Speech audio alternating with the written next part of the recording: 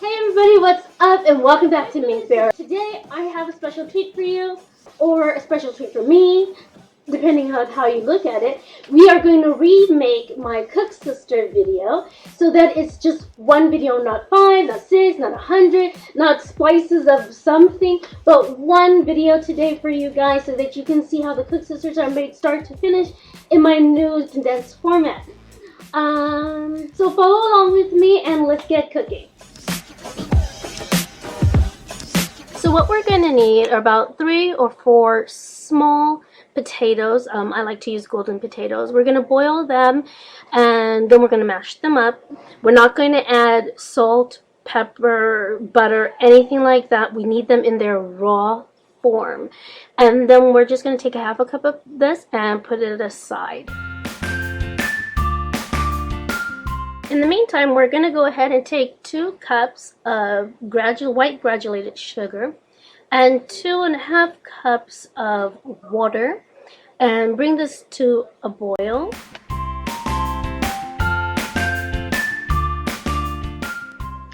Alright, so now we're going to add 1 cassia stick, and a cassia stick is different than a Ceylon stick. Stick of cassia and a couple orange peels to enhance the flavor of the syrup.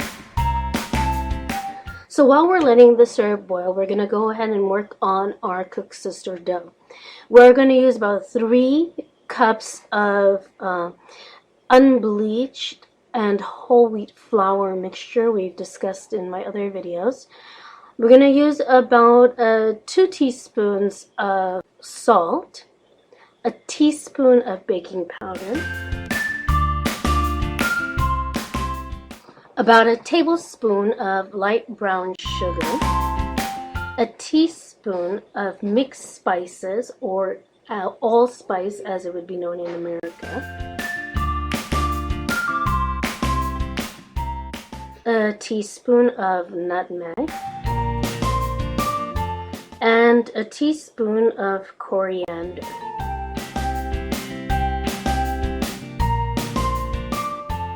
So then I'm going to quickly just mix that all up and make sure that the spices are distributed evenly throughout the mixture. Oh, I forgot to add the star of anise. Now the star of anise is grounded. Now you can get this either pre-ground, which is more expensive, or you can grind it yourself. And I'm putting just a teaspoon of that in there. Now we're going to add 2 tablespoons of raw honey.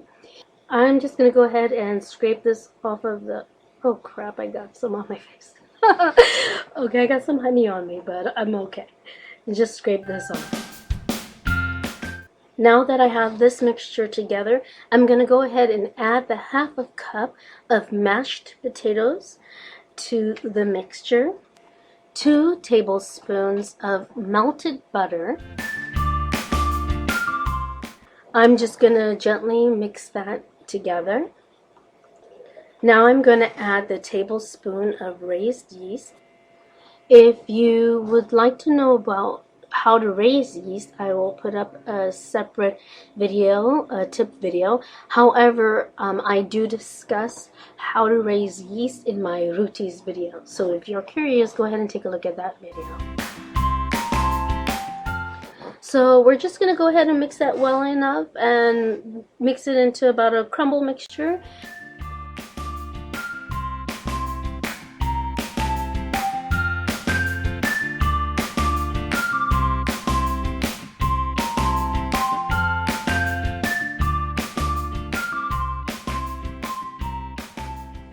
Now we're going to add about maybe a half a cup to a cup of warm water, but we're going to add it in slowly to judge the dough. And if you just follow along with me, I'm going to show you how sticky the dough should be at the end. It shouldn't be wet, it should just be sticky. Your dough is going to be super sticky, and we want it to be super sticky. And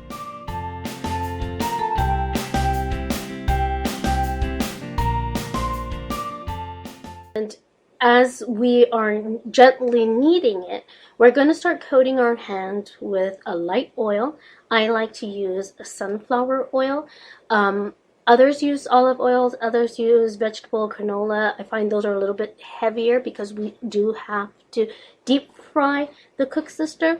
So I like to use the sunflower oil, which is a lighter oil. So you want to coat your hands, and as you see, I'm going to wash my hands to clean it of any of the sticky residue of the dough, and that way I can have a better handle on kneading my Koeksister dough. And I'm kneading very lightly, so I just need to stress this. You want to knead very, very lightly, otherwise you will end up making your Koeksister hard and heavy. So a light touch goes a long way.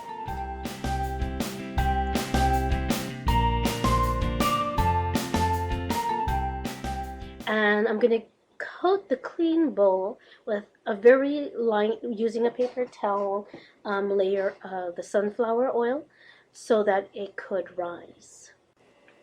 So what I'm going to do is just go ahead and cover it with a clean tea towel and let it rise for about 45 minutes. The dough should be double its size. While the dough is rising, we're going to go ahead and check on the syrup. Stir it up a little bit, make sure that it's becoming a little bit thick, not too thick. We don't want it to, like, crystallize, but nice and a thin syrupy mixture. So now it's been about 45 minutes. We're going to go ahead and re-knead the dough very gently, very lightly. It's just basically folding it into one another, into itself. And then we're just going to go ahead and cover it up and let it rise another 30 to 40 minutes. As you can see, the consistency is still nice and sticky.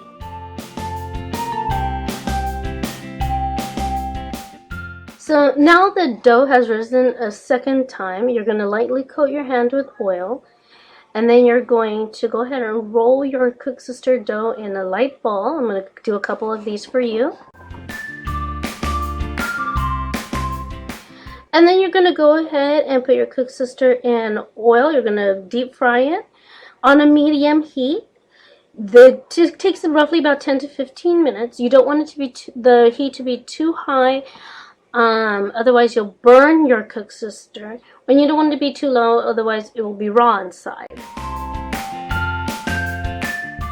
And they should be a nice golden brown. So we're just going to go ahead and place the Koeksister in the boiling syrup and let it boil for about maybe 2 to 3 minutes, turning it over, making sure that it is distributed, that the syrup is distributed evenly and into the Koeksister. So it also lends a nice sweetness through and through. Gonna go ahead and just slightly straight from the pot, from the syrup into the coconut, lightly coating the Koeksister with the unsweetened coconut shavings.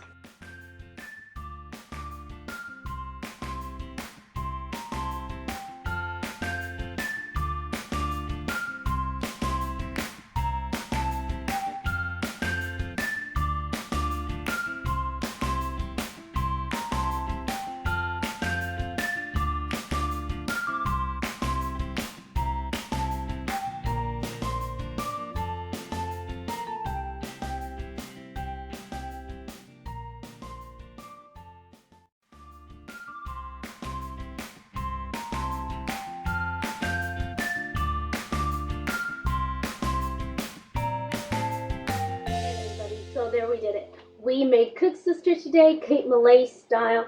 It is so good. They are like eating fluffy clouds. So I wish you were here to taste my plate, but go ahead, follow the recipe, rewind, subscribe, put it in your favorite list so that you can go back and make it and rewatch it as many times as you need to. So if you like the video, please hit that comment below. Let me know how yours turn out. Let me know if you're an American and you have any questions about the spices and where to get them and what's a good quality. Hit me up down there in the comment section. I'd be glad to answer any questions you have. Alright, so until the next time, I love you guys. Thank you for watching. Bye.